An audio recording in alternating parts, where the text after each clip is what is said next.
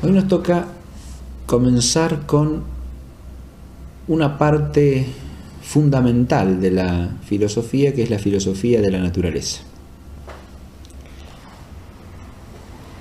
Es fundamental en un doble sentido. Primero, porque figura entre las partes principales, fundamental en el sentido de principal, diríamos, ¿no?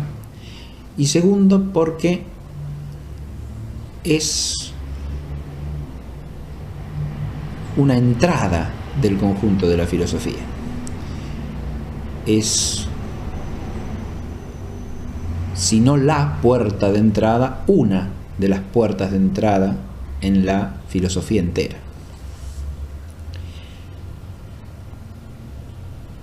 Digo así porque podríamos considerar que la reflexión que el hombre hace sobre sí mismo, o sea, la reflexión antropológica, también es una puerta de entrada en el filosofar. También hay una puerta de entrada a la filosofía de la reflexión que el hombre hace sobre su propio obrar y la necesidad de fundamentarlo en un orden objetivo, o sea, digamos, la reflexión moral. Esos son puntos de partida desde los cuales puede iniciarse la reflexión filosófica. Y en ese sentido también tienen un carácter fundamental. Pero la filosofía de la naturaleza es una puerta de entrada con una característica diferente, y es que plantea problemas que son básicos para poder acceder a problemáticas más elevadas, pero que presuponen principios generales que solamente se conocen en la filosofía de la naturaleza.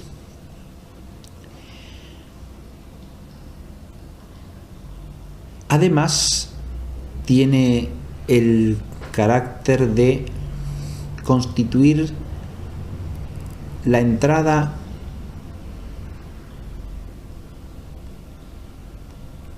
al filosofar a través de la reflexión sobre el todo dado al hombre, la totalidad de lo que le es dado, quiero decir, la totalidad de aquello que el hombre capta en su experiencia, incluyendo su propia realidad en esa experiencia.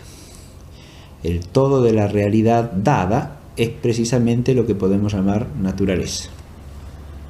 Esta primera clase la vamos a dedicar precisamente a tratar de entender qué significa naturaleza. ¿Qué es eso que llamamos naturaleza desde el punto de vista filosófico?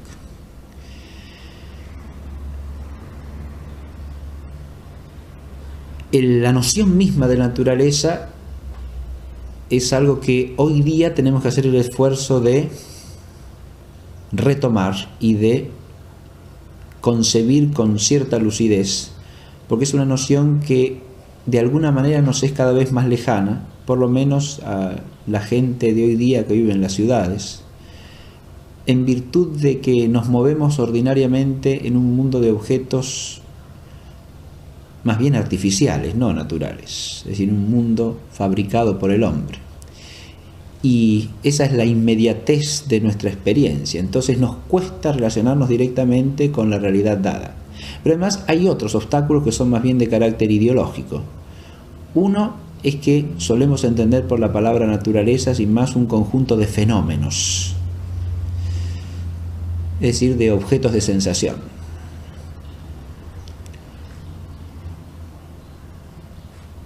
O inclusive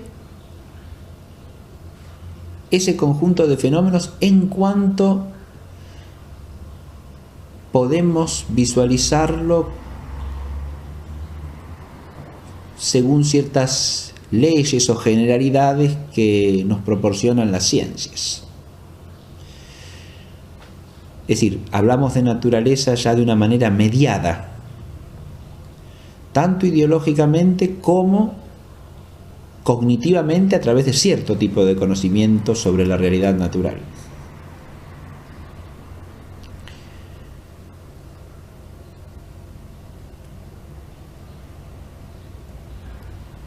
Eso ya es un principio defectuoso, porque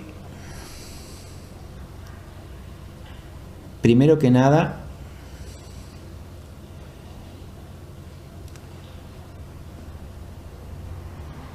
al caer en la tentación de un reduccionismo fenomenista, estamos dejando de lado la realidad misma del ser natural en su integridad, en su totalidad, en su sustancialidad.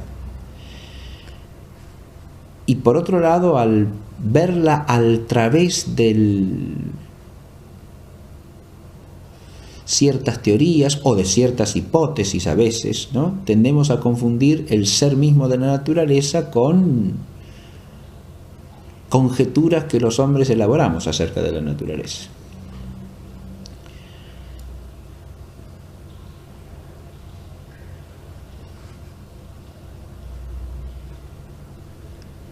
Sin embargo, ahí no tocamos todavía el obstáculo ideológico más profundo para pensar lo natural hoy día. El obstáculo más profundo está en un error más de fondo, que es la tendencia a verlo todo desde una perspectiva que relativiza el ser de las cosas a lo pensable y construible por el hombre. Es decir, estoy refiriéndome aquí a una tentación que es múltiple, pero que en última instancia consiste en hacer de la naturaleza nada más que un producto del pensamiento humano, una construcción cultural e históricamente relativa.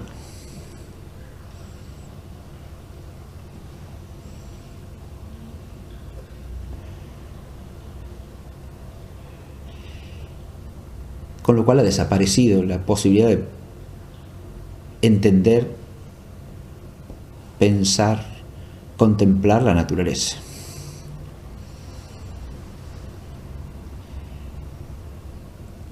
Con eso estaríamos recayendo en la tentación sofística de convertir al hombre en medida de todas las cosas y hacer de la naturaleza algo que depende de lo que al hombre le conviene afirmar acerca de la naturaleza. Pero con eso, insisto, desaparece precisamente la experiencia de lo natural y la posibilidad de pensarlo y de entenderlo filosóficamente, y de entenderlo en general. Hecha esta introducción, vuelvo a lo que dije de entrada. Lo primero que tenemos que hacer es tratar de alcanzar conceptualmente la realidad que llamamos naturaleza. Sin eso no podemos ni empezar a hacer filosofía de la naturaleza. Dicho de una manera un poco más sistemática, lo que tenemos que hacer es esclarecer cuál es el sujeto o el objeto material de esta disciplina. Es decir, ¿de qué trata la filosofía de la naturaleza? Bien, trata de la naturaleza. Ahora bien, ¿qué es la naturaleza? Primero que nada, advirtamos que la palabra naturaleza es en castellano un término derivado, ¿no? Es un término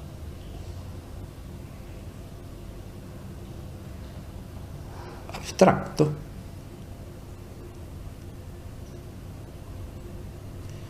así como del hecho de que hay cosas firmes hablamos de firmeza, y de que hay lo fuerte hablamos de fortaleza, hablamos de naturaleza, porque hay cosas naturales, realidades naturales, ¿no? Pero lo que tenemos que pensar, lo que tenemos que tratar de entender es qué es eso, la realidad natural. O dicho ya con una expresión más propiamente filosófica, el ente natural. Las cosas que son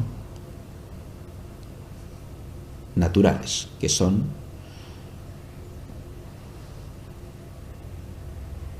por naturaleza.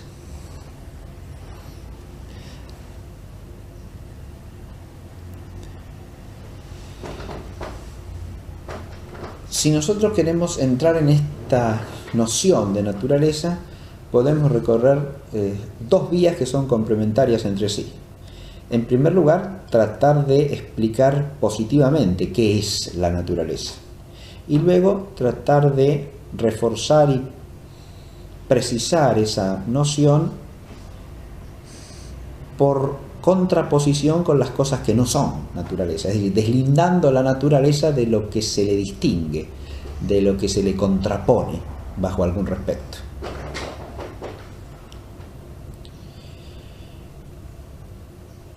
Empecemos por la vía positiva. Lo natural, o la realidad natural, nos remite en primer lugar a lo que la filosofía originaria, que es griega, llama physis. Entonces, el primer esfuerzo que podemos hacer es tratar de entender las palabras con las que hablamos acerca de esa realidad para situarnos en una primera aproximación en la órbita de lo natural. La palabra physis procede en griego de una raíz verbal, la del verbo phio, que significa fundamentalmente brotar, crecer espontáneamente.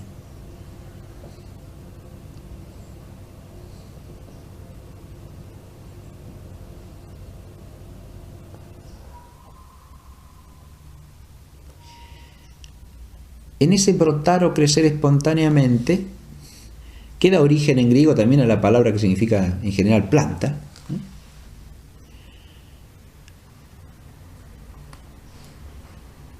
porque precisamente lo que observa el hombre de manera elemental en el conocimiento vulgar es que los vegetales, las plantas, brotan,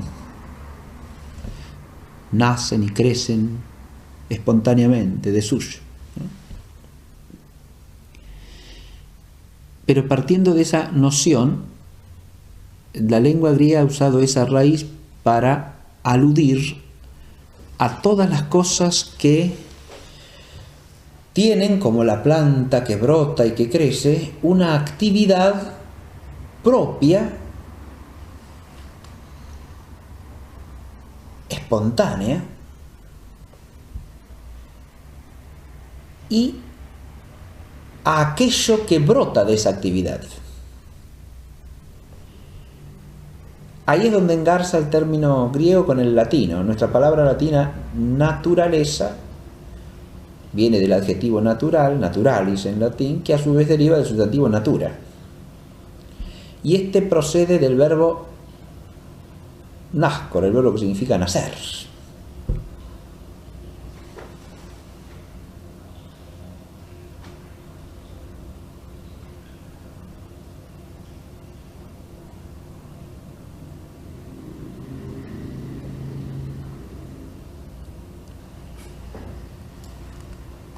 La idea de natura alude precisamente a lo que nace, a lo que tiene origen,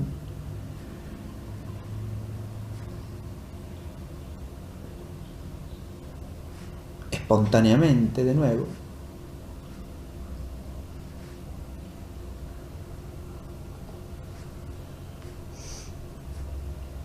de por sí, o aquello que a algo le nace.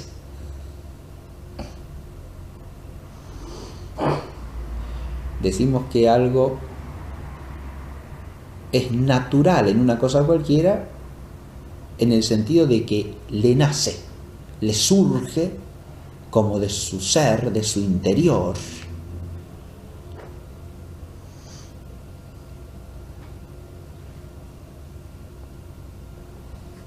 El hacer eso, tal actividad o tal modo de actividad.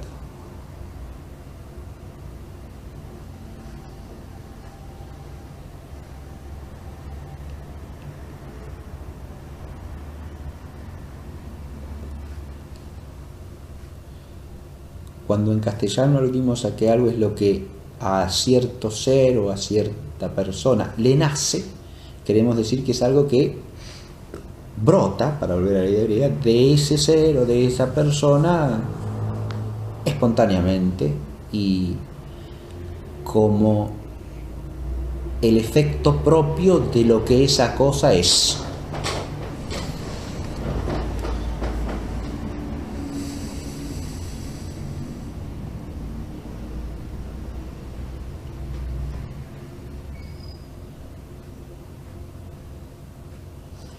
Si partimos de aquí, el concepto de ente natural aparece asociado fundamentalmente a tres determinaciones, podríamos decir. La primera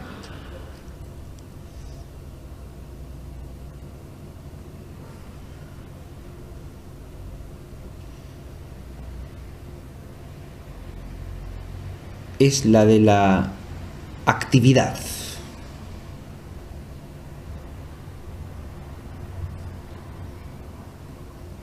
El brotar, el nacer de suyo se refieren a cierta actividad, a cierta operatividad que nosotros captamos. Y es una actividad o una operatividad que son algo dado para nosotros. Entonces, la primera nota característica del ente natural sería la de una operatividad o actividad dada. Para nosotros, quiere decir para los hombres, en cuanto que nuestro conocimiento nos permite advertir que esa actividad, que esa acción, que esa operatividad existe en la realidad y se da de suyo, de manera que nos es algo dado a nosotros.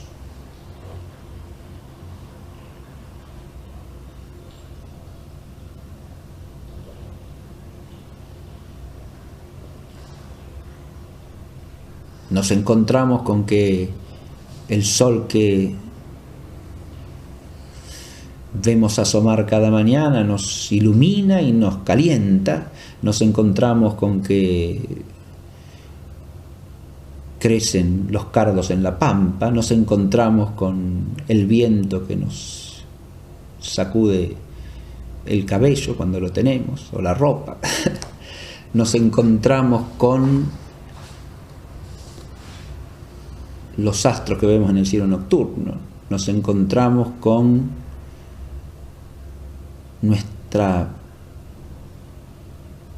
propia actividad humana, espontánea, esa que no depende de que nosotros queramos o no queramos hacer algo, sino que se da en nosotros, espontáneamente. Entonces, la primera nota del ente natural es esa actividad que se da de suyo y por lo tanto respecto de nuestra capacidad de conocimiento nos está dada.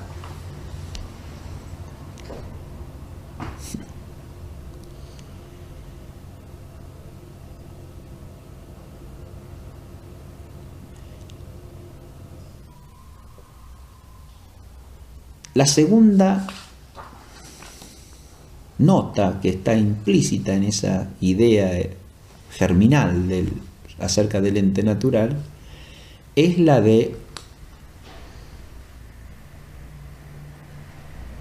un ser de suyo, más profundamente que esa actividad de operación, porque esa actividad de operación es la actividad de operación de algo que tiene una existencia también dada y un ser dado,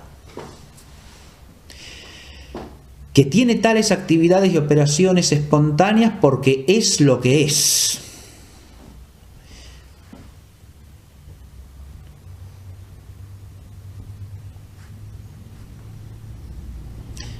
De modo que el toparnos con esa actividad, con ese operar que nos está dado, nos lleva a percibir también realidades cuyo ser nos está dado.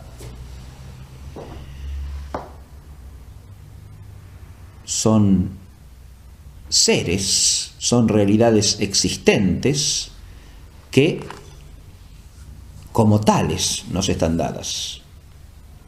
Nuestra actividad cognitiva no se topa solamente con una operación y una actividad. La operación y actividad es de algo, y ese algo es lo que opera, lo que tiene acciones o actividades.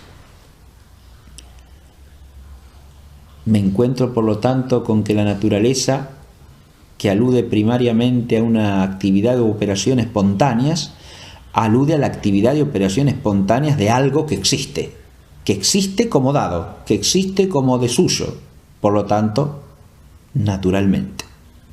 Es algo que está allí, brotando en su existencia, diríamos así, existencialmente naciendo y naciente para el hombre.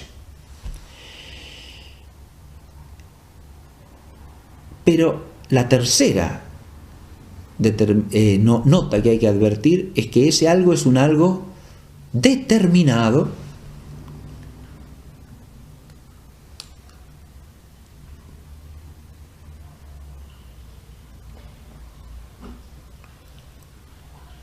y determinante.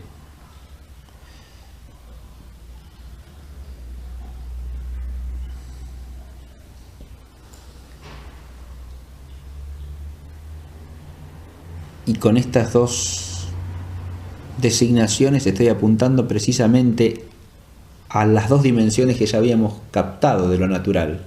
Primero, la operación, y segundo, el ser mismo.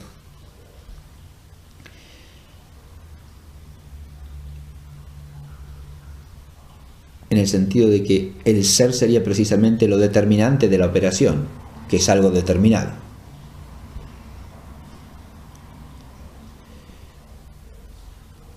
Ese ser es una cierta determinación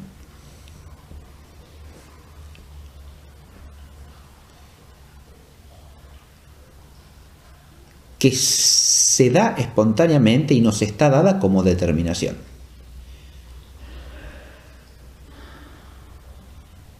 Me encuentro, decía hace un momento, con el sol, me encuentro con el naranjo, me encuentro con el cardo, me encuentro con el halcón, me encuentro con el hombre. Y cada una de estas realidades que existe de suyo y que tiene operaciones que le nacen espontáneamente de ese ser suyo, es un algo determinado, no es una cosa cualquiera.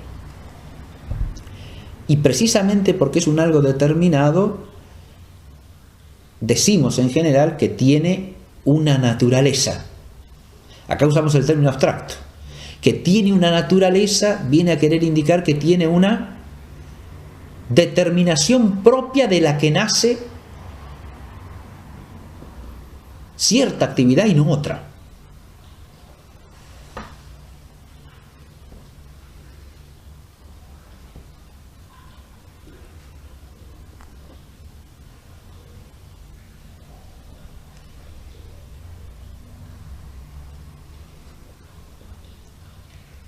Si yo me fijo en el naranjo me aparece como algo determinado en el sentido de que sus características, sus notas observables y sus actividades observables son distintas de las de cualquier otra realidad que me es dada. Y esas actividades y notas son precisamente las que tiene el naranjo por ser un naranjo.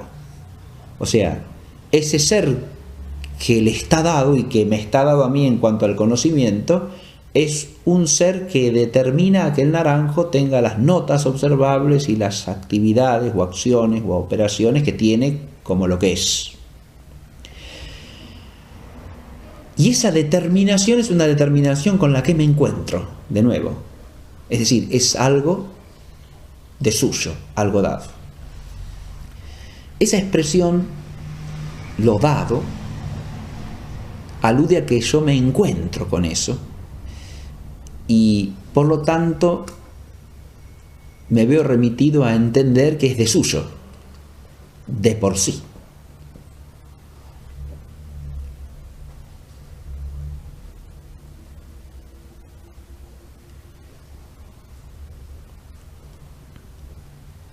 Me encuentro con algo que existe y me encuentro con algo que opera, actúa, tiene actividades, acciones, tiene notas, características.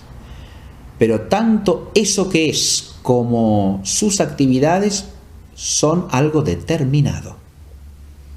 No son una cosa cualquiera. Y no son algo que pueda darse de cualquier modo.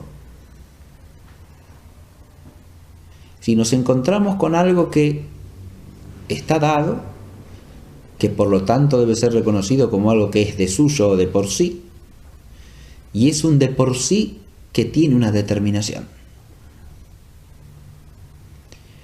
Si nosotros unimos estas notas que acabamos de mencionar, podríamos tener ya un primer acceso positivo a la noción de realidad natural. Una realidad es natural ¿cuándo? Cuando es algo existente, de suyo y de por sí, dado, por lo tanto, a la experiencia y al conocimiento del hombre.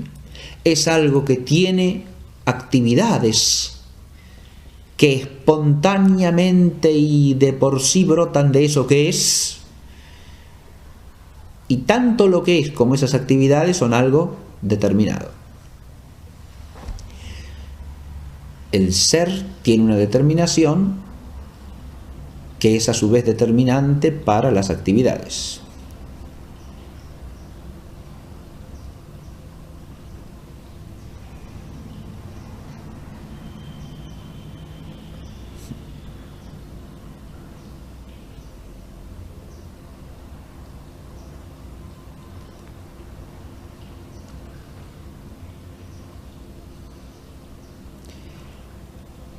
El simple hecho de que podamos darles a las cosas nombres generales y reconocerlas por esos nombres, a las cosas que nos están dadas, lleva implícito esto que acabamos de decir. Porque si los nombres no se correspondiesen con algo que es de suyo y que es determinado, no nos remitirían a nada.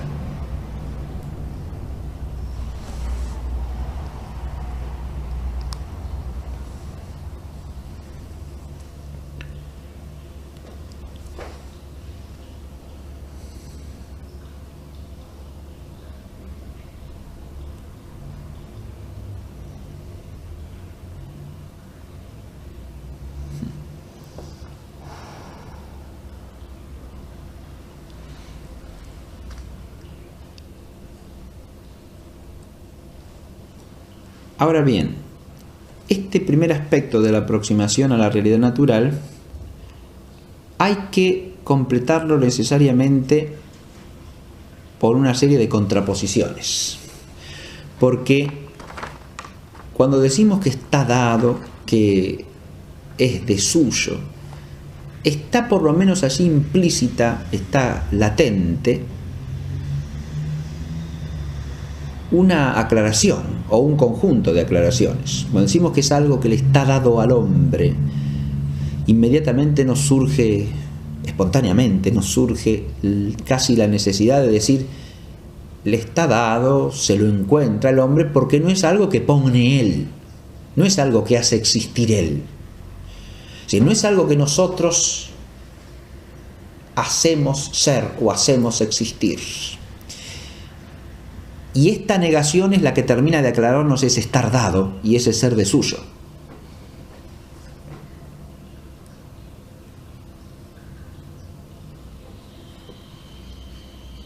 Es algo que de suyo es, de por sí es, y le está dado al hombre, precisamente porque no es algo cuya existencia y cuya determinación se deban al hombre. O para decirlo más completo, según lo que dijimos antes, cuyo ser, cuya actividad y cuya determinación se deban al hombre.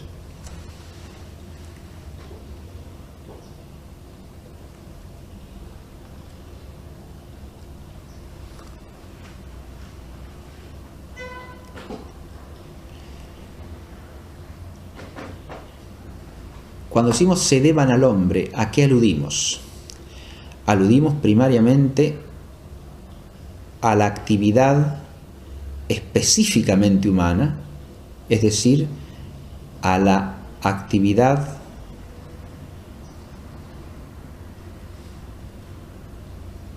voluntaria, por lo tanto racional, y libre del hombre,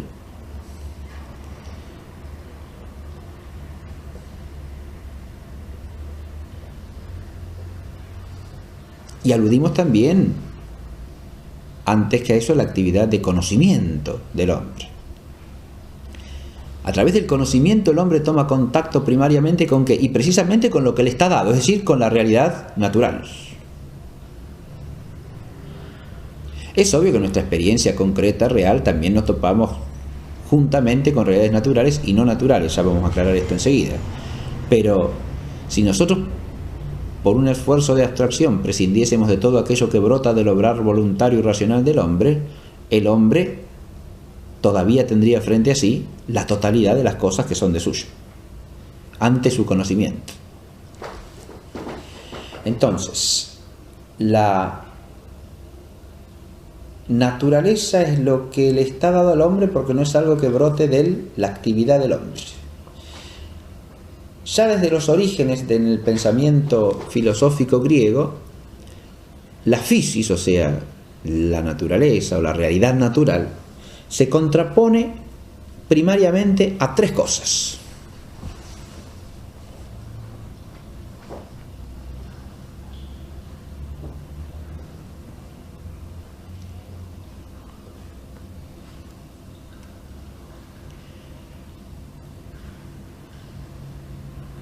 Primero, a las realidades artificiales.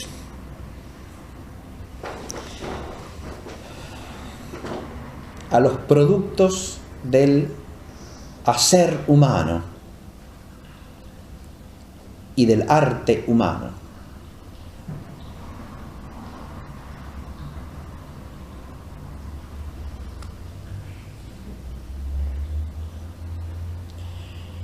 Las cosas que el hombre produce, fabrica, hace, no son realidades naturales, son realidades artificiales. Son realidades que proceden del hacer humano. Esto nos lleva a recordar el concepto de poiesis, como hacer, ¿no es cierto? El hombre hace en la medida en que produce, da origen a cosas, podríamos decir en un sentido de la palabra que crea cosas, es decir, hace ser cosas que no están dadas precisamente para el hombre, sino que el hombre las hace existir. A diferencia del sol, a diferencia de los astros del cielo, a diferencia de los cardos de la pampa, si yo hablo de la edificación en que me encuentro en este momento, ya no hablo de una realidad natural, hablo de una realidad que está puesta por el hacer humano. Es una realidad que es fruto de la actividad productiva del hombre. Y como fruto de la actividad productiva del hombre es algo que brota tanto de la inteligencia como de la voluntad del hombre. Lo artificial se distingue claramente de lo natural, sea que lo artificial sea un par de zapatos o un ordenador o lo que sea, ¿no? Un satélite o una torta pascualina, ¿no? Son cosas producidas por el arte humano, son artefactos en el sentido etimológico de la palabra, cosas hechas por arte. Las cosas artificiales dependen, primero que nada, para existir, de la inteligencia del hombre, porque antes de tener existencia real, tienen una existencia objetiva, ideal, digamos, en el pensamiento humano que las idea, ¿no?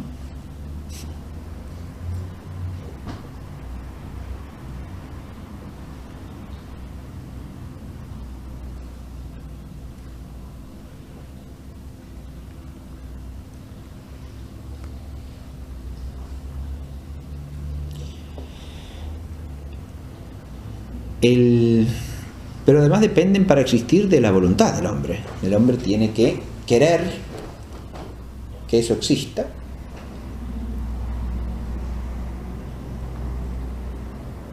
Y de esa voluntad depende el que eso existe.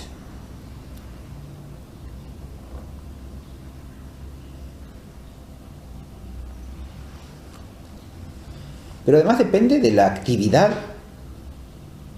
productiva. Es decir, el hombre tiene que ejecutar una serie de actividades para generar la realidad concreta de esa cosa artificial.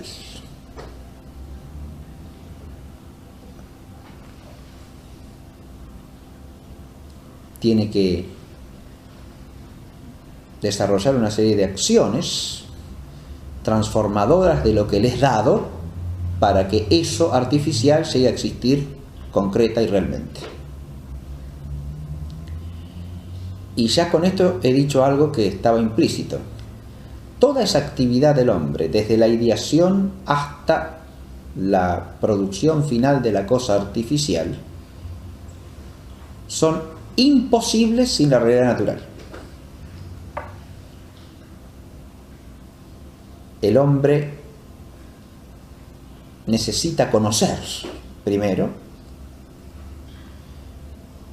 las cosas que le están dadas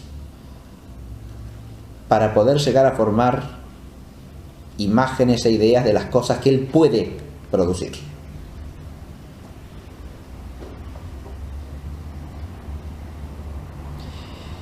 Necesita conocerlas por una doble razón. Primero, porque las nociones de las cosas naturales son anteriores. Y segundo, porque para idear adecuadamente una cosa artificial se debe tener el conocimiento de las cosas naturales de las que uno se ha de valer para producirla.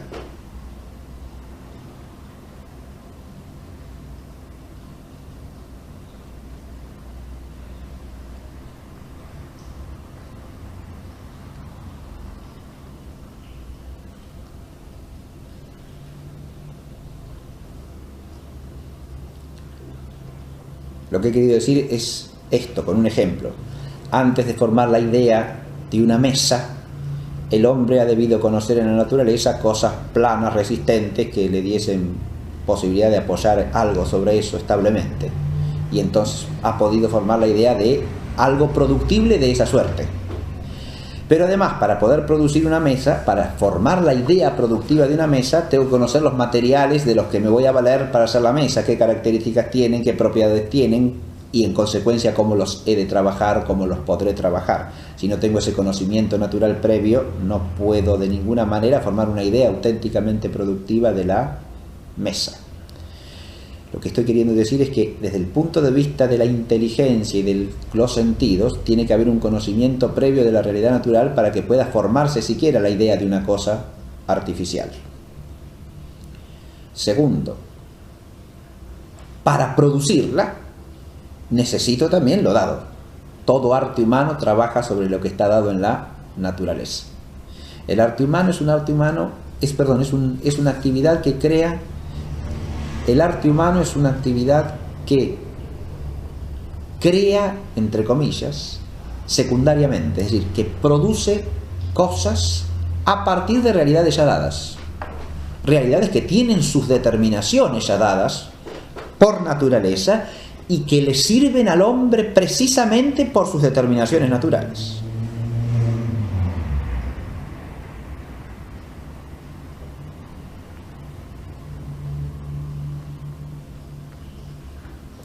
Si la madera no tuviese las propiedades que tiene por naturaleza, no nos serviría para fabricar muebles. Si el silicio no tuviera las propiedades que tiene por naturaleza, nos serviría para la industria informática. Es decir, no podemos producir nada sino a partir de lo que está dado, y lo que está dado no es producido por nosotros, es algo que directa o indirectamente, porque a veces también hay ciertas artes que parten de cosas ya producidas, directa o indirectamente nos remite a lo natural. esta dependencia del arte en relación con la naturaleza o de las cosas artificiales con respecto a las realidades naturales nos muestra la secundariedad del arte, pero nos muestra también la distinción entre una cosa y la otra.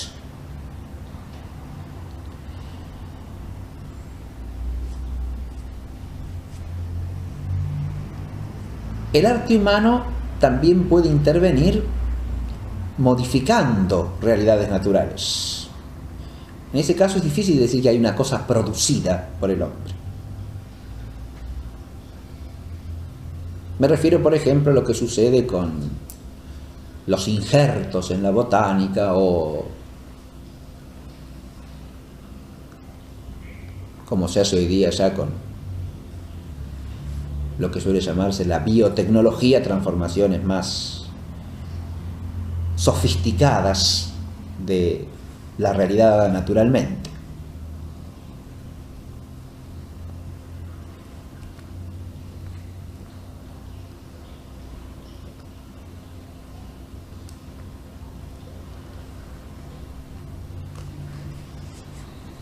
O, por ejemplo, en la selección de características que terminan manifestándose en lo que se llaman razas de caballos o de perros, ¿no? Es decir, ahí el hombre interviene de una manera artificial en la realidad natural, modificándola parcialmente, modificándola accidentalmente, podríamos decir.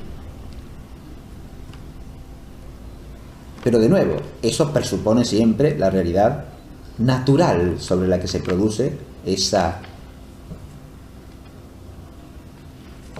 actividad artificial, que en este caso, insisto, no decimos, y es razonable, no decimos en el lenguaje popular que crea una cosa artificial sin más, porque choca decir que un perro caniche es una cosa artificial. Sin embargo, en cierto aspecto accidental de su ser tiene algo de artificial, ¿no? Tiene algo que es fruto del arte humano, es fruto de la intervención del hombre sobre la realidad natural. O una variedad de naranja que no tiene semillas porque el hombre ha hecho algún injerto, ha intervenido para que sea como es, ¿no? No es que el naranjo sea algo artificial, pero esa variedad de naranjos tienen algo, una característica que es fruto de una intervención artificial del hombre.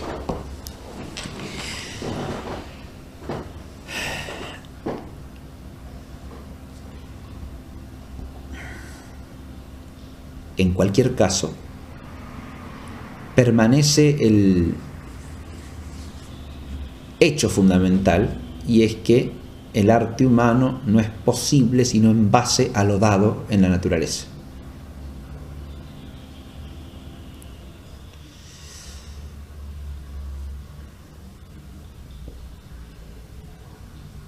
La primera contraposición entonces que hay que tener en claro es la de lo natural y lo artificial.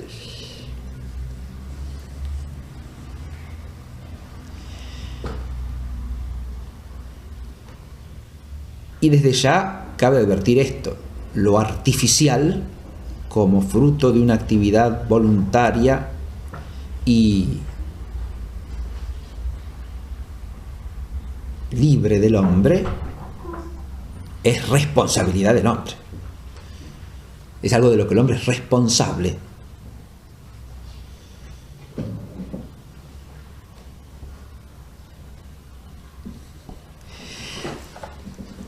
Con esto quiero decir lo siguiente: en relación con lo natural, no cabe plantearse, en cuanto a la existencia y determinación de lo natural, el problema de la responsabilidad moral del hombre sobre eso, porque lo natural está dado, incluida su propia naturaleza humana. En cambio, respecto de lo artificial, eso cabe plantearlo siempre, porque el producto del arte humano es algo que brota de una actividad voluntaria, libre del hombre, y por lo tanto es algo de lo que el hombre es responsable. Es algo que nunca puede ser pensado como algo que simplemente le es dado al hombre. Esto es lo que quiero hacer notar fundamentalmente. No es un dato irrevocable como la naturaleza para el hombre. No es algo que le está dado como de suyo. Es algo que depende del hombre.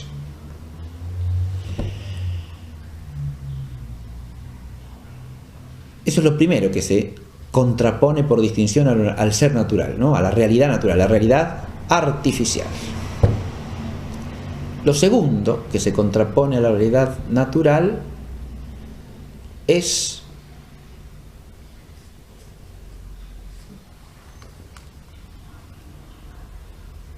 la operación voluntaria y libre de la voluntad humana.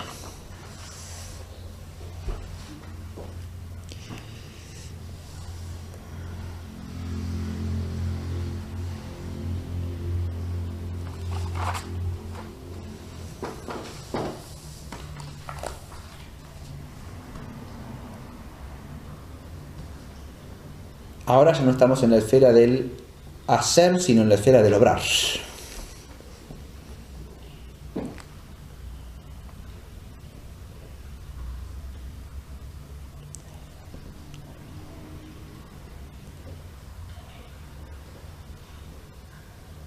Estamos en la esfera de los actos voluntarios y libres, cuyo efecto no es ya una cosa producida, sino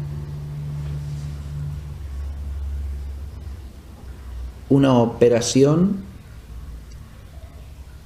que es perfectiva o imperfectiva del propio hombre en orden a su fin último.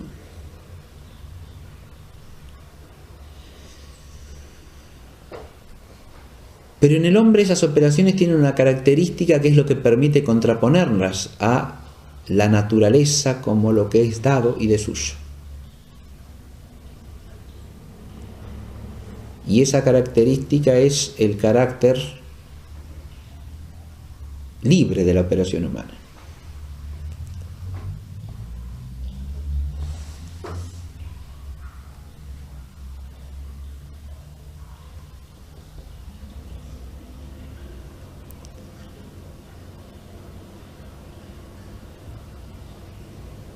En la medida en que las operaciones voluntarias del hombre están vinculadas a la capacidad de discernimiento y de libre elección que el hombre tiene, las operaciones ya no están determinadas sin más por la naturaleza.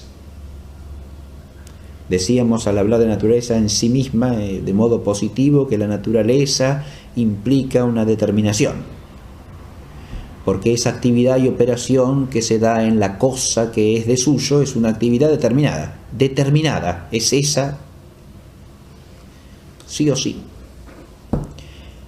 Nos encontramos con que el sol ilumina y calienta y no puede ser de otro modo. Eso es lo que es naturalmente, y es lo que naturalmente le brota, lo que le nace. El obrar del hombre no es así. Ahí viene la segunda contraposición. Y esto lo experimentamos en nosotros mismos. Podemos obrar de una manera o de otra. Y nuestros actos libres y voluntarios, de nuevo, son algo de lo que somos responsables, como la cosa artificial que nosotros producimos.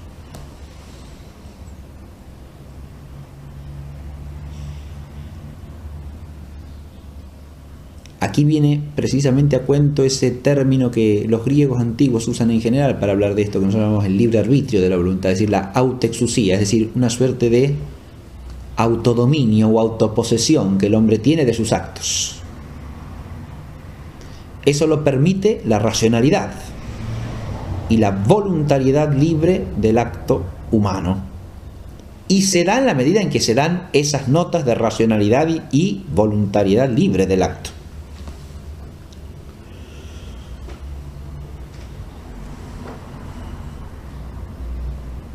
Puede haber actividades, operaciones del hombre en las que no se dé eso. Es obvio. Pero en la medida en que esto se da algo que puede ser de una manera o de otra. que tiene una contingencia vinculada a la elección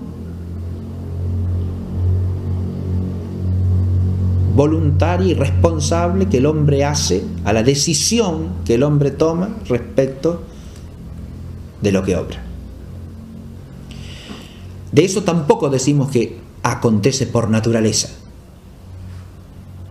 Y no decimos que acontece por naturaleza porque no es algo que esté determinado unilateralmente a hacer eso, no pudiendo ser otra cosa.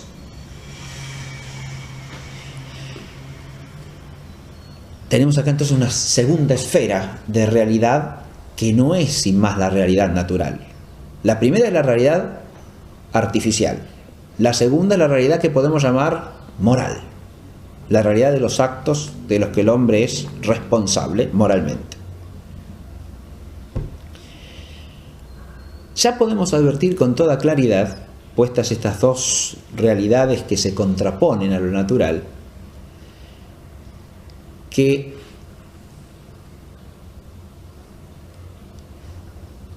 lo que es distinto de la naturaleza y cuya captación objetiva, por lo tanto, en la medida en que es clara y lúcida, nos permite deslindar la realidad natural de lo que no es natural, es algo que se apoya en la naturaleza. En el caso del arte lo he manifestado con toda claridad. Ahora, en el caso de la operación moral pasa lo mismo. Ciertamente que sí, porque hemos dicho que la operación moral ya no es la productiva de algo que el hombre hace, de un artefacto, sino de una determinación que perfecciona o no el hombre en orden a su fin. Ahora bien, ese acto libre y voluntario del hombre, que no es algo sin más natural, es algo que se da en el hombre por naturaleza. Empecemos por aclarar esto. Es decir, cuando decimos que es algo distinto de la naturaleza, el término del acto, la elección misma y lo elegido, no debemos olvidar que el hecho de que el hombre realice actos de este tipo brota de la naturaleza humana. Lo mismo pasa con la producción artificial. El hombre tiene una naturaleza tal que esa naturaleza contiene la determinación de generar actos productores de cosas artificiales y actos voluntarios y libres. Es decir, las características de esas actividades brotan de la propia naturaleza humana. Pero esas actividades generan realidades que no podemos decir sin más naturales. Lo cual quiere decir que lo natural se contrapone precisamente a aquellas realidades o aquellas dimensiones de la realidad que, partiendo de la naturaleza humana, no están sin más determinadas por la naturaleza o no forman parte de la naturaleza. Lo cual no quiere decir que se den sin vínculo con la naturaleza. Siempre se fundan en la naturaleza y siempre han de relacionarse de alguna manera con la naturaleza. En el caso de las operaciones libres y voluntarias hay una relación final con la naturaleza humana, porque o resultan adecuadas a esa naturaleza y por lo tanto son perfectivas de la misma, o resultan inadecuadas y son imperfectivas de la misma.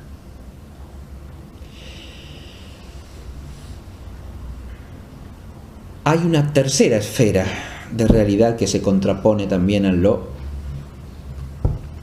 natural.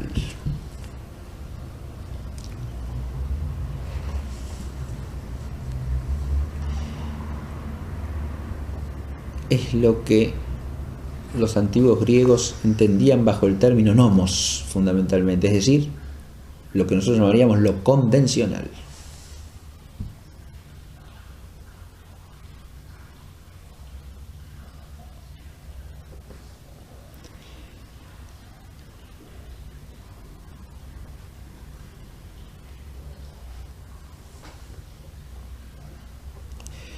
Lo convencional es la esfera de aquellas realidades o aquellos aspectos de la realidad de la vida del hombre, de la vida social del hombre, que pueden determinarse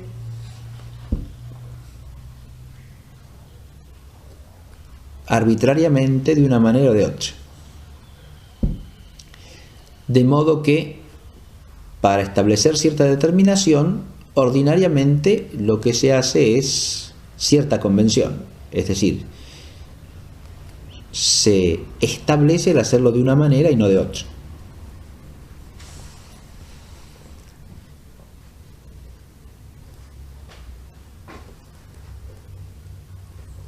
Solemos vincular esto a lo que llamamos hoy día cultural.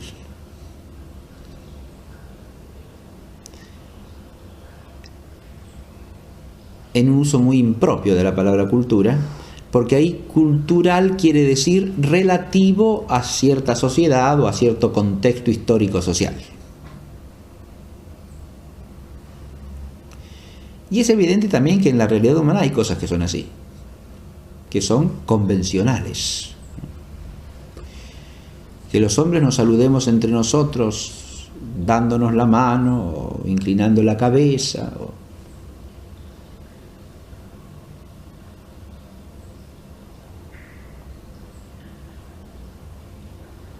o mirándonos o no mirándonos.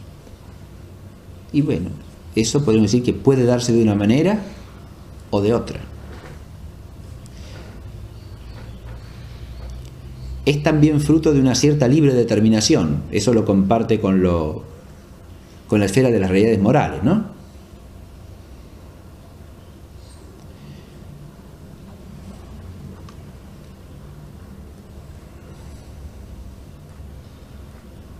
Pero acá se trata de algo que es libremente determinado en una especie de libre juego, es decir, algo que puede ser de una manera o de otra, indistinta o indiferentemente respecto de lo moral. Es lo mismo que pasa con las voces usuales de cualquier lengua humana, que nosotros llamemos árbol al árbol y que en otra lengua se llame con otra voz, es también de alguna manera fruto de una convención lingüística en ese caso, ¿no? Y no hay aparentemente ningún aspecto de la moralidad que se juegue en eso. Es decir, no podemos decir que el llamar al árbol con la voz árbol o con otra voz distinta haga al hombre moralmente bueno o moralmente malo. Es una esfera de realidad que no se puede confundir con la moral. ¿Es algo hasta cierto punto artificial entonces? Sí. Son cosas artificiales también. Pero ahí lo que no vemos tampoco claramente, a diferencia de lo artificial, es la cosa exteriormente producida. Porque hablamos de lo convencional normalmente para referirnos a modos de obrar los hombres, ¿no? Es decir, a modalidades accidentales de ciertos actos u operaciones humanas.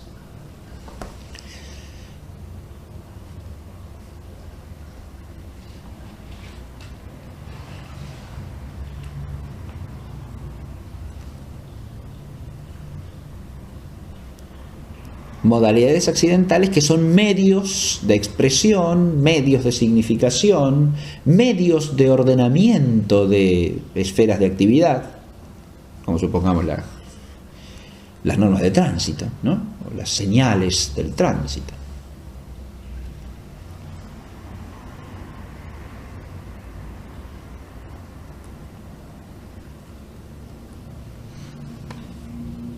O las reglas de un juego cualquiera. Ahora sí, hablando de juego en sentido propio.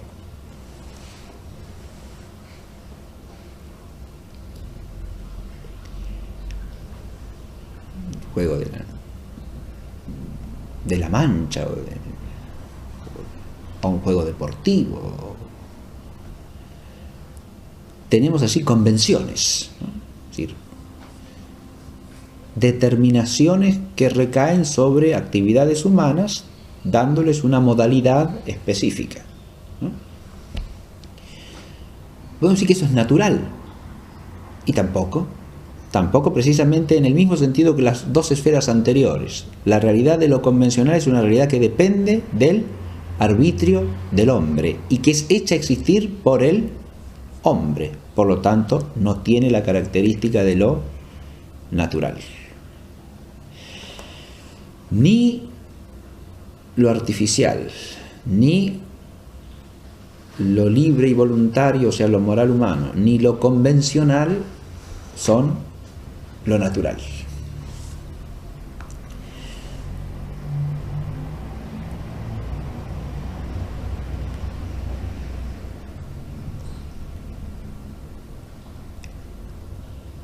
Si nosotros nos detenemos un poquito ahora a considerar en general estos contrapuestos o estos términos distintos de lo natural,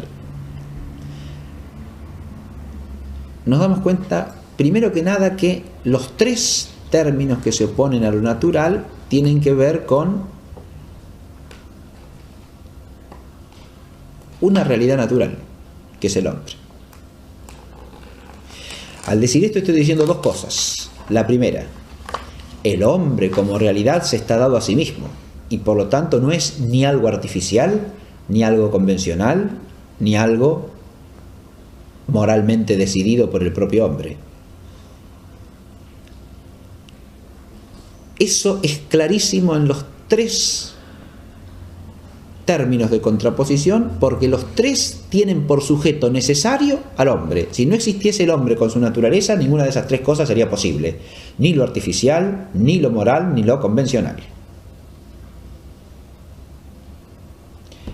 Adviértanse, cuando digo lo moral aquí, no me refiero a los principios de la moralidad humana. Estoy hablando de los actos humanos en cuanto fruto de una decisión libre del hombre.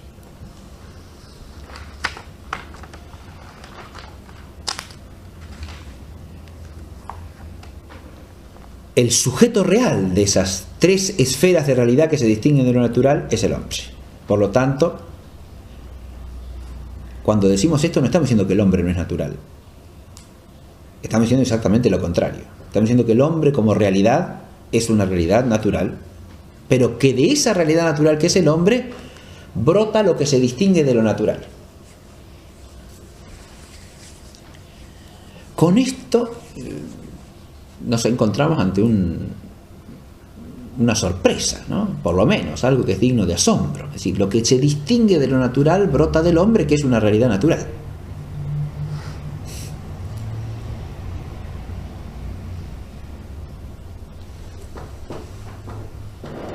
Esto podemos decir que es una paradoja, pero como toda paradoja, desde el punto de vista filosófico, debe ser el término de una reflexión profunda que trate de encontrar la raíz de esa situación sorprendente. Y lo primero que podemos decir desde ya es que si el hombre es una realidad natural que da origen a lo que se distingue de lo natural, es que el hombre en la naturaleza tiene una singularidad distintiva de tal grado y de tal tipo que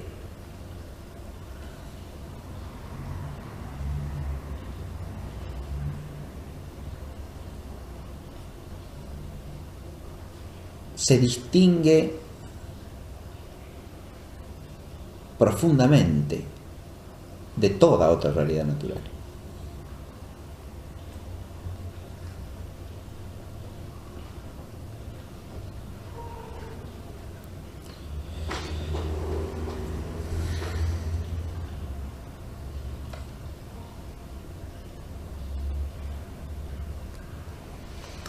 Esto es algo con lo que nos encontramos ya solo con plantearnos cuál es el sujeto de la filosofía de la naturaleza.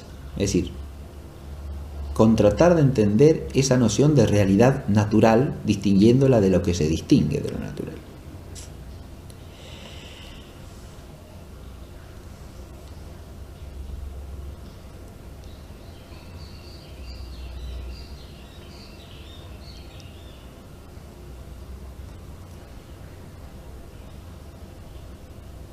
Pero hay otra reflexión general que podemos hacer. Esas tres dimensiones de realidad que se distinguen de lo natural,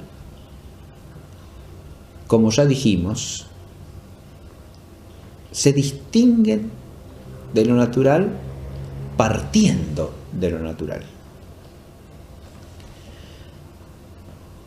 La distinción no significa, por lo tanto, de ninguna manera, que esas otras realidades puedan darse sin lo natural y sin referencia a lo natural, o sea, que sean como mundos aparte o paralelos. Eso es lo que no cabe pensar de una manera realista. Ciertamente que se distingue lo artificial de lo natural, se distingue realmente, se distingue lo obrado libremente por el hombre de lo natural y se distingue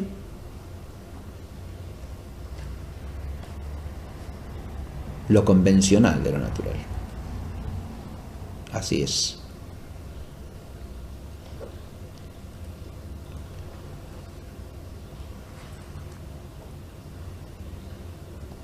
Pero esta distinción en modo alguno significa que se puedan separar totalmente de lo natural.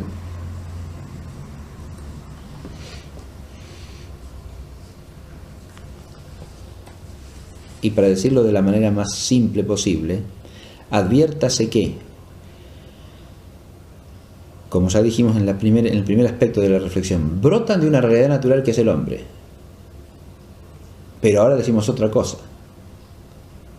Todas esas dimensiones de realidad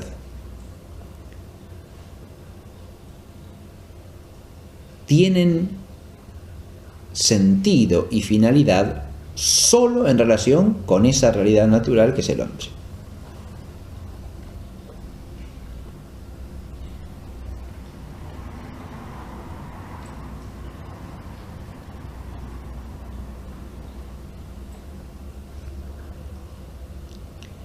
Y por eso, aunque no se dan sin más por naturaleza, porque se dan por voluntad y elección humana,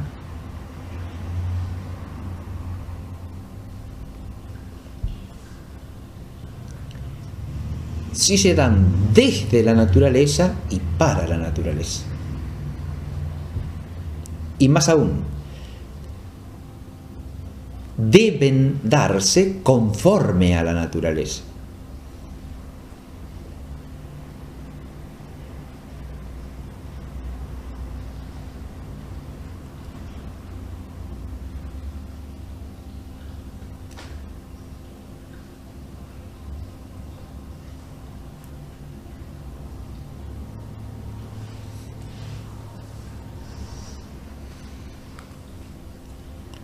Esto que acabo de decir lo podemos aplicar distintamente a lo artificial, a lo libremente elegido y a lo convencional, porque en cada uno de los casos esta adecuación a la naturaleza se da de modo distinto, pero se da en los tres casos.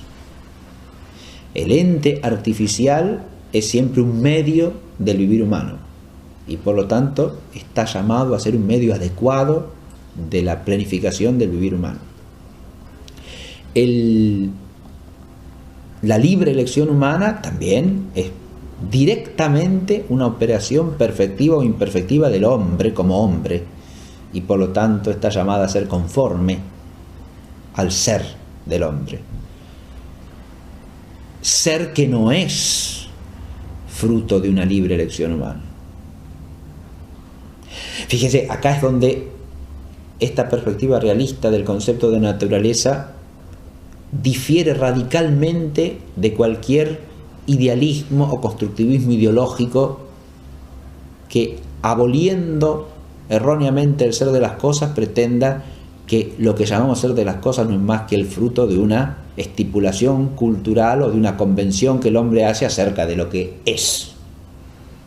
Acá, en esto que acabo de decir, se ve el choque radical entre esas dos visiones contrapuestas.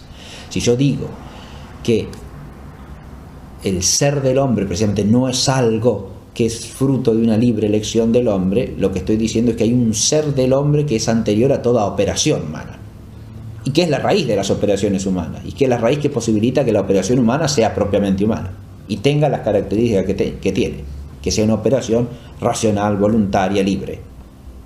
Eso depende precisamente de la naturaleza del hombre, que es un ser dado al hombre, no el objeto de una construcción humana.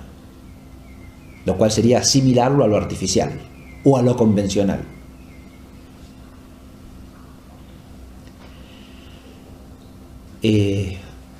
Si nosotros partimos de aquí, tenemos por lo menos abierto el panorama para entender de qué vamos a tratar en la filosofía de la naturaleza.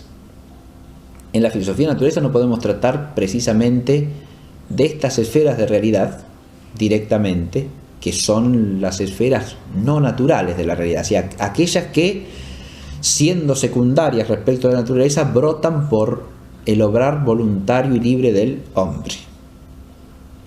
De esas esferas de realidad se ocupan otras partes de la filosofía, y primariamente caen bajo la esfera de la filosofía práctica, precisamente porque son términos de una praxis humana. No son algo meramente contemplable para el hombre, son algo operable a la vez que contemplable. Y como son algo operable, son algo que depende del obrar humano, y en ese sentido es que los llamamos a esos seres o a esas determinaciones de la realidad o a esas dimensiones de la realidad no naturales. No naturales no por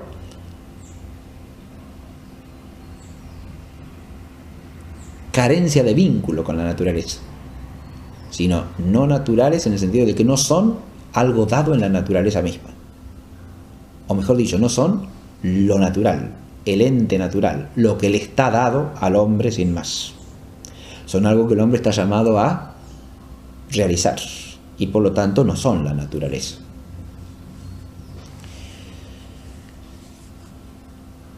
Si nosotros quisiésemos tratar lo que se distingue de la naturaleza de una manera todavía más abarcativa, tendríamos que remontarnos a un problema que ya trasciende el horizonte de lo filosófico, y que por lo tanto me limito a nombrar. Lo natural también se contrapone en otra línea de oposición a lo sobrenatural.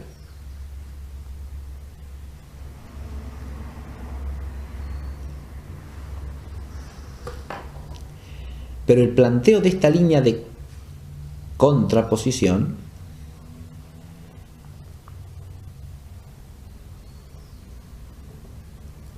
excede en gran parte, insisto, la propia perspectiva filosófica. Es decir, es algo que podemos plantear teológicamente. Y si lo queremos visualizar filosóficamente, tenemos que hacer alusión ¿a qué? A la contraposición entre todos los seres finitos, en un sentido ontológico, metafísico, y el ser perfectísimo. Porque la noción de lo sobrenatural se refiere precisamente a aquellas realidades o aquellas dimensiones de la realidad que no pueden brotar de ninguna naturaleza finita. Es decir, lo sobrenatural es lo que trasciende la naturaleza finita, la naturaleza causada, lo que la trasciende en su ser y en su operación. No una determinada, sino toda naturaleza causada, sea la que sea.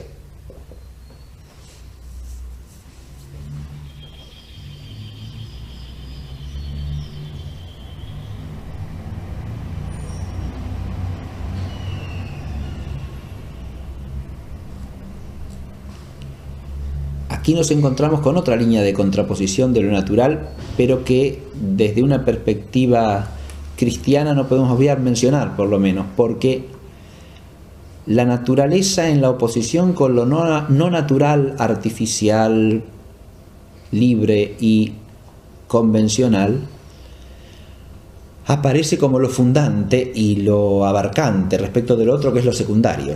En cambio, si a la naturaleza de lo finito la contraponemos a lo sobrenatural como aquello que solamente alude al ser y a la operación del ente perfectísimo, ya la naturaleza aparece como algo ahora inferior y secundario, porque la contraposición con lo sobrenatural hace aparecer a la naturaleza como algo radicalmente dependiente y abierto a un perfeccionamiento que trasciende la naturaleza misma, y que por lo tanto la naturaleza no puede tener de por sí. En ese sentido también se opone a lo de suyo, a lo de por sí. Lo sobrenatural no es algo que pueda brotar del ser de un ser finito cualquiera, de ningún ser finito. Es algo que solamente puede recibir el ser finito como dado del ser perfectísimo. Eso es lo otro que cabe poner a lo sobrenatural, pero en una línea de reflexión ya que en la medida en que se da en la filosofía, se da en la metafísica, como una posibilidad pensable. Y que si la queremos tratar adecuadamente, insisto, tenemos que ir al terreno de la reflexión teológica. Pero esta es otra contraposición que hay que tener en cuenta, sobre todo para evitar pensar a la naturaleza como algo absolutamente cerrado sobre sí mismo. La naturaleza es lo de suyo, es lo que es de por sí, pero no es lo que es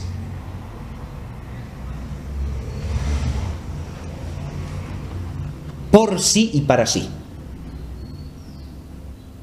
Es de suyo y es de por sí. Sí, señor. Es algo dado en relación con lo que el hombre puede obrar libremente. Es algo que existe de suyo. Pero que existir de suyo no quiere decir existir por sí mismo. Porque eso ya nos llevaría al problema de la causa que hace existir eso que existe de suyo. Existe de suyo quiere decir que tiene en sí un ser y una consistencia, una existencia y una esencia que al hombre le están dadas. Pero que le estén dadas al hombre, lo que quiere decir es que no dependen del obrar humano, no que no dependan de alguna causa que trasciende esa naturaleza.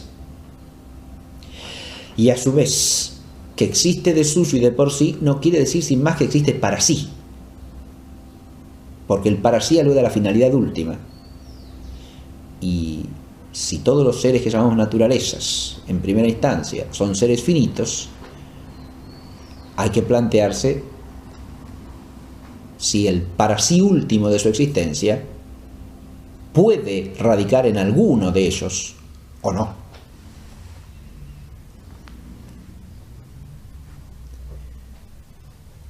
Y de nuevo nos encontramos con problemas ya que en la medida en que los abarca la filosofía, insisto, que es una medida parcial y limitada, nos llevan a la esfera metafísica, ¿no?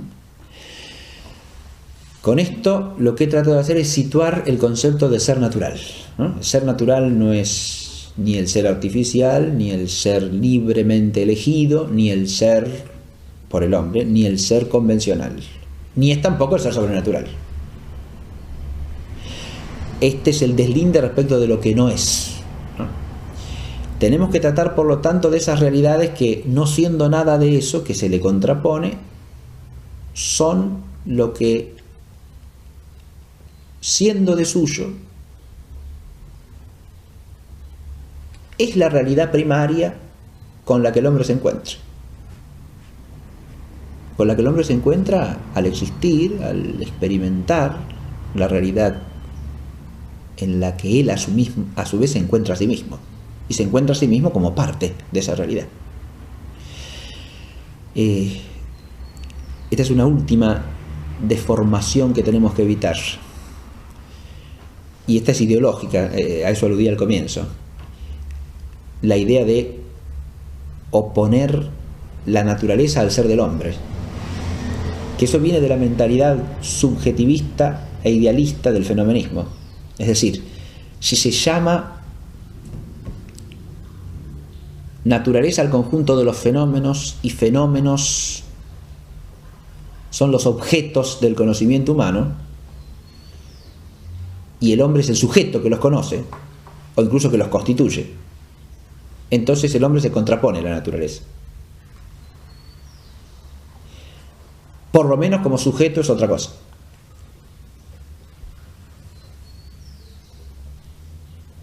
Y cuando el hombre queda incluido en la naturaleza es nada más que en cuanto objeto, es decir, en cuanto fenómeno. Pero en cuanto subjetividad cognoscente o moral, queda no ya distinguido, queda segregado de la naturaleza. Esta es una mentalidad errónea que hay que evitar desde el vamos, y por eso he hecho hincapié en ese estar el hombre incluido en su ser mismo, en su estarse dado a sí mismo como algo que es de suyo, ¿no? Y del como una realidad que existe y de la que brota un cierto operar, ¿no? El hombre se está dado a sí mismo como algo de la naturaleza, no un algo cualquiera. Tampoco podemos entender, de entrada se ve eso, ¿no? Y hice hincapié en que los términos contraponibles a la naturaleza nos muestran esto ya desde el vamos, ¿no? No es una cosa más de la naturaleza. El hombre no se encuentra a sí mismo así, pero sí es parte de una realidad natural. Es decir, la naturaleza como lo que existe y es de por sí, de suyo, es algo en lo que el hombre está incluido y en lo que el hombre se encuentra a sí mismo. No todo lo que brota del hombre,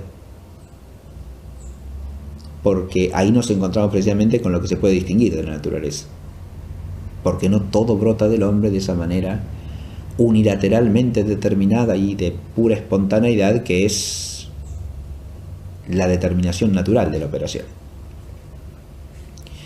Con esto ya tenemos para empezar, digamos, con la filosofía de la naturaleza, porque hemos adquirido una cierta noción elemental, pero suficientemente distinta, de lo que es el ente natural o la realidad natural. Pero con eso no tenemos más que el objeto material de la filosofía de la naturaleza. Ahora tenemos que entender qué es lo que la filosofía de la naturaleza trata de entender del ente natural. O sea, cuál es el objeto formal, ¿no? Eso lo dejamos para la clase próxima. Bueno, ciertas teorías o de ciertas hipótesis a veces, ¿no? Tendemos a confundir el ser mismo de la naturaleza con conjeturas que los hombres elaboramos acerca de la naturaleza.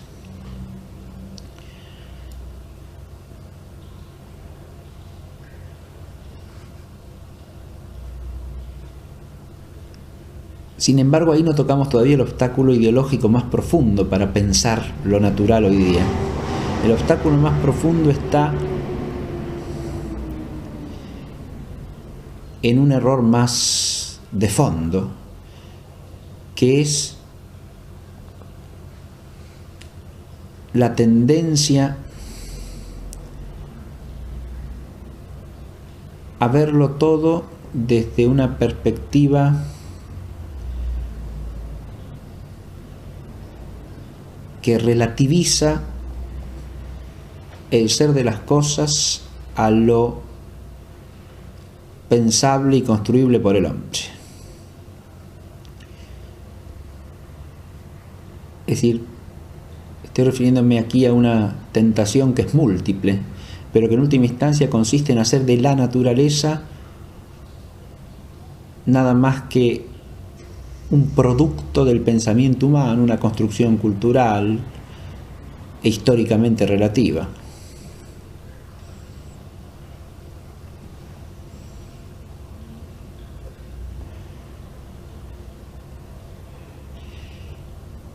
Con lo cual ha desaparecido la posibilidad de entender, pensar, contemplar la naturaleza.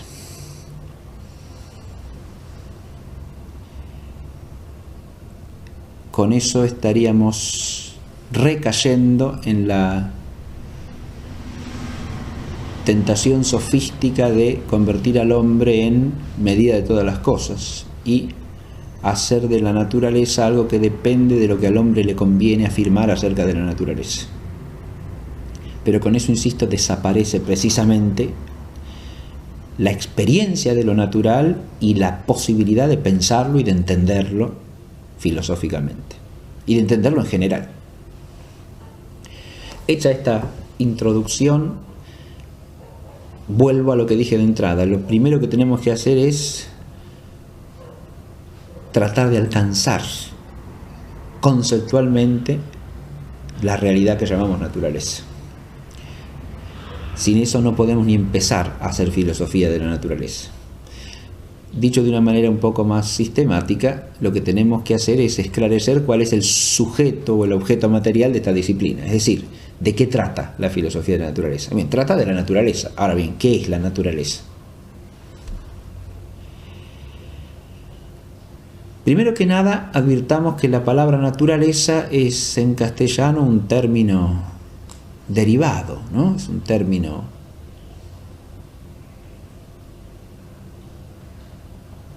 abstracto.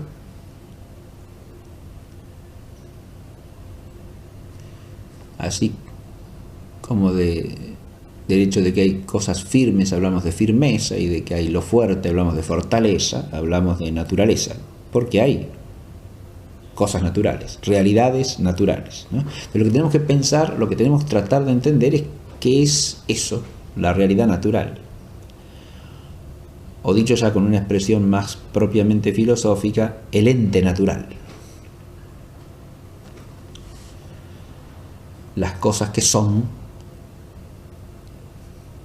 naturales, que son por naturaleza.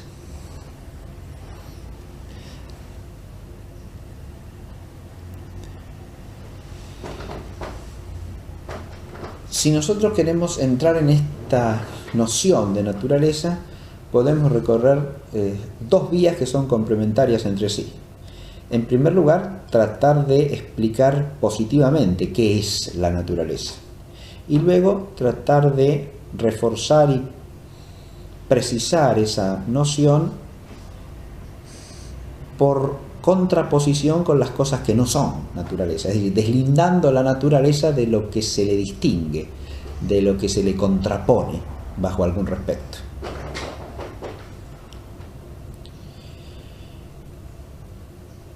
Empecemos por la vía positiva. Lo natural, o la realidad natural, nos remite en primer lugar a lo que la filosofía originaria, que es griega, llama physis. Entonces, el primer esfuerzo que podemos hacer es tratar de entender las palabras con las que hablamos acerca de esa realidad.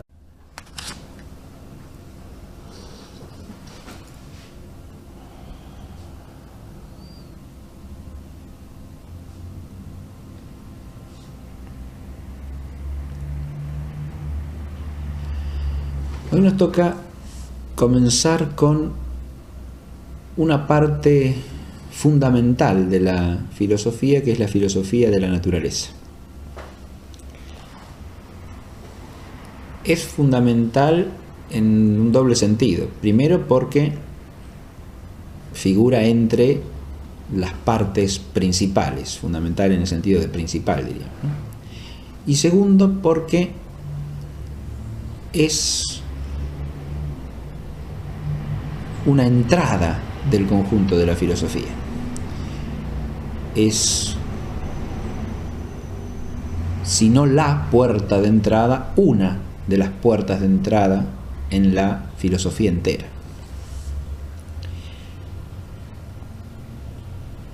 Digo así porque podríamos considerar que la reflexión que el hombre hace sobre sí mismo, o sea, la reflexión antropológica, también es una puerta de entrada en el filosofar. También hay una puerta de entrada a la filosofía de la reflexión que el hombre hace sobre su propio obrar y la necesidad de fundamentarlo en un orden objetivo, o sea, digamos, la reflexión moral. Esos son puntos de partida de los cuales puede iniciarse la reflexión filosófica. Y en ese sentido también tienen un carácter fundamental. Pero la filosofía de la naturaleza es una puerta de entrada con una característica diferente, y es que plantea problemas que son básicos para poder acceder a problemáticas más elevadas, pero que presuponen principios generales que solamente se conocen en la filosofía de la naturaleza.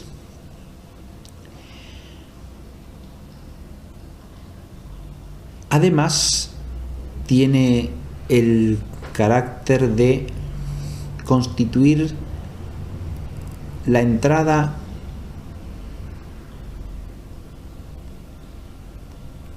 al filosofar a través de la reflexión sobre el todo dado al hombre, la totalidad de lo que le es dado, quiero decir, la totalidad de aquello que el hombre capta en su experiencia, incluyendo su propia realidad en esa experiencia. El todo de la realidad dada es precisamente lo que podemos llamar naturaleza. Esta primera clase la vamos a dedicar precisamente a tratar de entender qué significa naturaleza.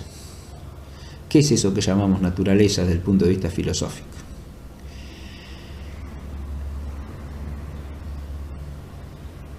La noción misma de la naturaleza es algo que hoy día tenemos que hacer el esfuerzo de retomar y de concebir con cierta lucidez, porque es una noción que de alguna manera nos es cada vez más lejana, por lo menos a la gente de hoy día que vive en las ciudades, en virtud de que nos movemos ordinariamente en un mundo de objetos más bien artificiales, no naturales, es decir, un mundo fabricado por el hombre.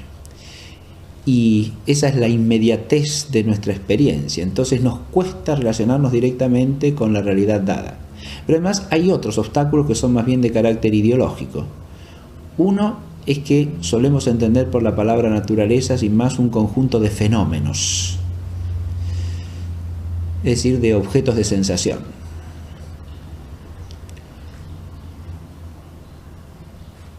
O inclusive ese conjunto de fenómenos en cuanto podemos visualizarlo según ciertas leyes o generalidades que nos proporcionan las ciencias. Es decir, hablamos de naturaleza ya de una manera mediada, tanto ideológicamente como cognitivamente a través de cierto tipo de conocimiento sobre la realidad natural.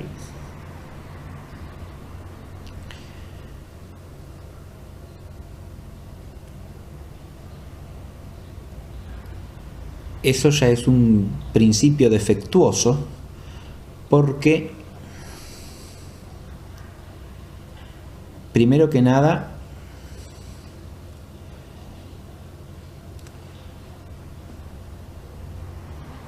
al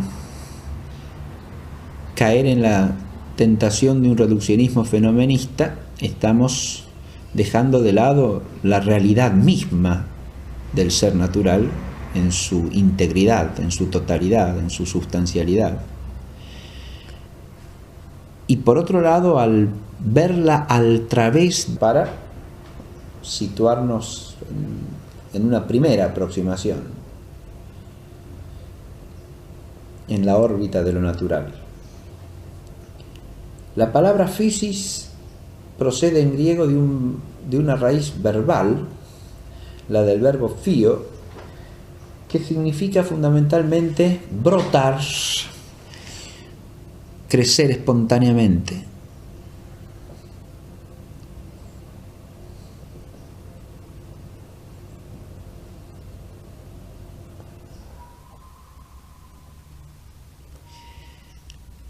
En ese brotar o crecer espontáneamente queda origen en griego también a la palabra que significa en general planta,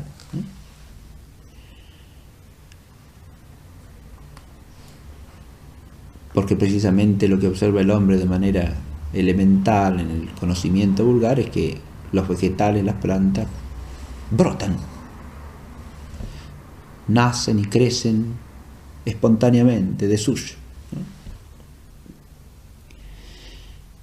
Pero partiendo de esa noción, la lengua griega ha usado esa raíz para aludir a todas las cosas que tienen, como la planta que brota y que crece, una actividad propia, espontánea, y a aquello que brota de esa actividad. Ahí es donde engarza el término griego con el latino. Nuestra palabra latina naturaleza viene del adjetivo natural, naturalis en latín, que a su vez deriva del sustantivo natura. Y este procede del verbo nazcor, el verbo que significa nacer.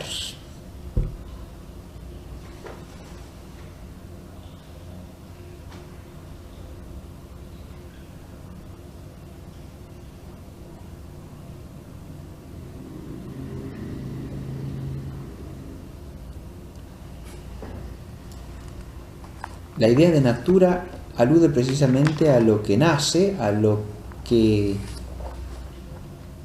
tiene origen,